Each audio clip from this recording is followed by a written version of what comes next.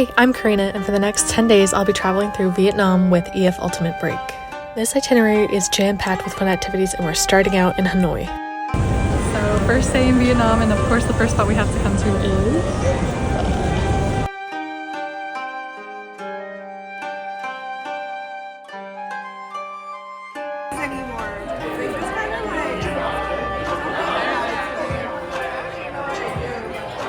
After filling up on pho, we made our way to the iconic and somewhat dangerous train street.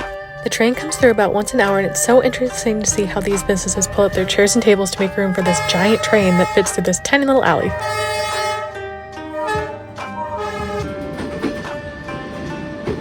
Could I reach out and touch the train with my hand? Yes. Did my life flash before my eyes? Also yes. But that's okay, because we're already on to our next spot.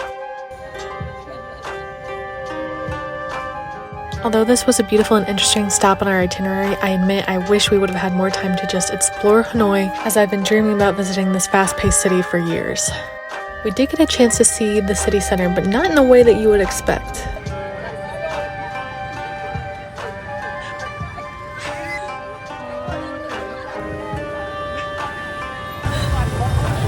What are we even doing right now?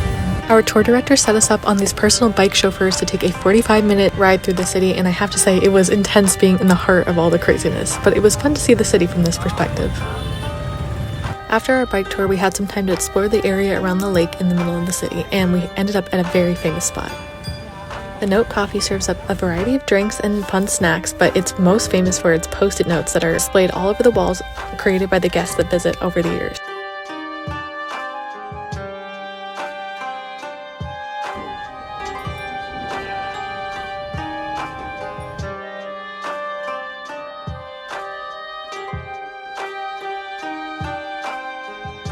We took the next hour or so to just wander aimlessly around the Lake District, and it was beautiful, and then it was time to head to our welcome dinner, but after that we had a new adventure waiting for us.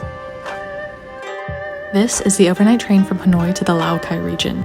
The journey takes about 8 hours, and it's not the smoothest ride, but it's really interesting to become the train that actually goes through Train Street. We woke up at about 5 a.m. to the sound of 80s Vietnamese pop music playing in the train, and then it was time to get ready for Sapa. We then took our bus through the winding hills of the region, pro tip, Papa Jeremy me before this journey, before we reached our hotel about 7 in the morning. And that's when this crazy overnight journey felt completely worth it, because look at these balcony views right at our door. The breakfast at this hotel was absolutely phenomenal, and then we were ready for the day. Or, well, I shouldn't really say ready. I don't think any of us knew this hike was going to be 2.5 hours, but we traveled through the villages of the Lao Cai region to see their homes nestled amongst the rice terraces with these spectacular views. I instantly understood the hype.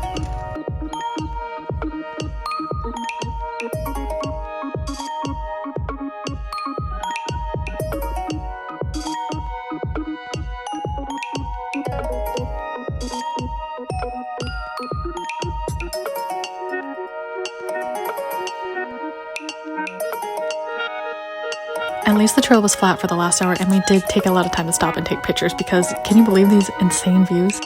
Finally, we made it to our lunch reservation, and we had the afternoon to just chill in, but we had some other plans in mind. Moana Sapa is the iconic photo spot just below our hotel, so of course we had to make great use of it. If you can't tell, I'm just absolutely obsessed with the views here. They just don't get any better than this.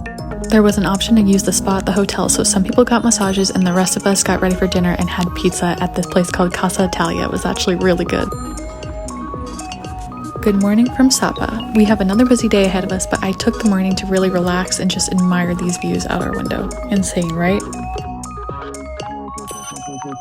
The main event on today's itinerary is a trek down to the Cat village, which there were lots of souvenirs that you could buy on the way down, but we were waiting for this surprise at the end. Never-ending stairs down to a supposed waterfall, right?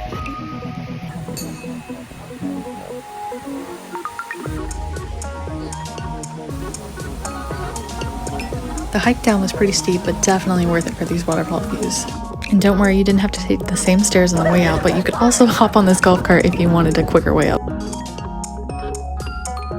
Just a casual stop at the border between Vietnam and China on our way to lunch, no big deal. We had a long bus journey ahead of us on the way back, but a few of our friends had a better idea to pass the time. What is an EF trip without some questionable karaoke, and Greggy let us off. This definitely made the time pass quicker, and some people really shocked me with their rapping skills. They are impressive. Hours later, we made it back to Hanoi and we had some dinner right out on the main road. Of course, this called for local beer and, surprise, more karaoke? I was not aware how much the Vietnamese love singing their hearts out to random strangers, but it definitely made the evening more fun. And not once did we ever go hungry on this trip. They always keep bringing more and more plates. After a quick overnight stay in Hanoi, we were headed to maybe one of the most iconic places in all of Vietnam, but first a pit stop to see how pearls are farmed.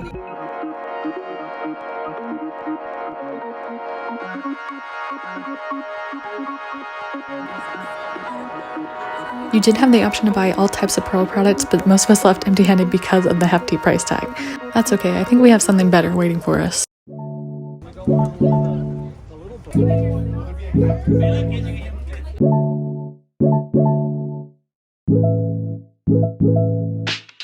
We had a super warm welcome onto our boat for the next 24 hours. We were supposed to go straight to lunch, but I think we got a little too excited checking out the rooms.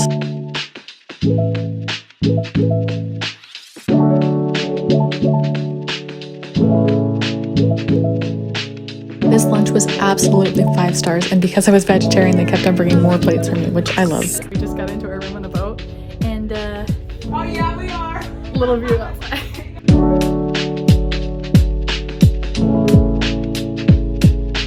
I think we were all a little bummed that this cruise was only one night because it felt like living in luxury.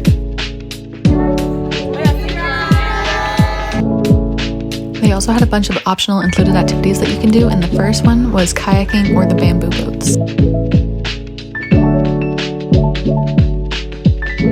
Tell me this isn't a scene straight out of Avatar.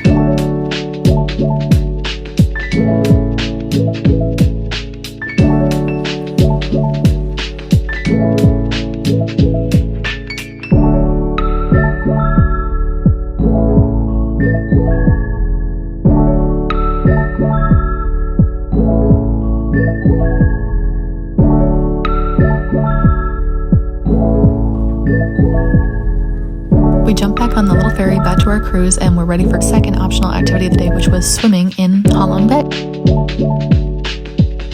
Our tour director actually told us that Ha Long means where the dragon descends, and man, I can totally understand why.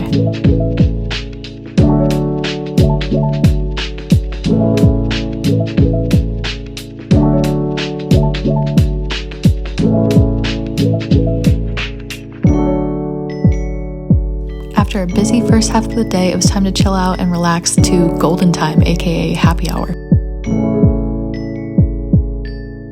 Okay, so far loving Vietnam. Not sure I want to leave. Just after sunset on the bay, we had an amazing dinner to look forward to. The only way I can describe mornings on Ha Long Bay are misty and magical. I think they might be even more beautiful on a sunny day, but honestly, I was loving the mysterious vibes. We had a brunch on the boat, and before we knew it, it was time to say goodbye to our amazing cruise. We drove our bus all the way back to the Hanoi airport, and it was time to head to our next destination.